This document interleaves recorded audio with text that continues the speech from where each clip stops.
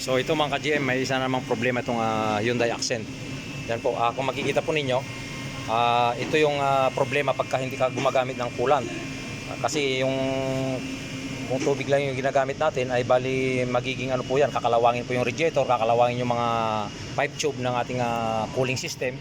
So katulad dito mga ka-GM, kung makikita nyo yun, nabutas yung kanyang pipe tube na bypass tube doon sa ilalim, no? Yun sumisirit ng tubig kasi nga hindi siya gumagamit ng coolant yung may-ari itong sakyan na to, kaya yan ang naging dahilan niya, nabutas yung pipe tube niya.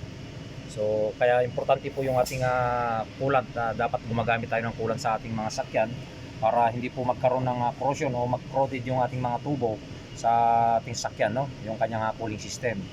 So yan po, kaya kailangan ito tatanggalin natin yon at kung pwedeng ipa-welding o ipahinang, ipapahinang po natin siya, no? Kung kaya pa ng hinang. So yan po, at kailangan to, pagka naayos natin to, gagamit ng coolant yung ating customer para maganda yung cooling system ng kanyang sakyan. So isa itong Hyundai Accent. So ayan, like and share po yung ating mga videos para magkaroon din po ng idea yung iba. Napaka-importante po ng coolant ng sakyan, no? Kailangan ginagamitan natin yung ating sakyan ng coolant. So ayan po, at yan lang po yung may babahagi ko sa ngayon. Yan. So kitang-kita nyo naman, no? Sumisirit yung pinakatubig niya doon sa tubo.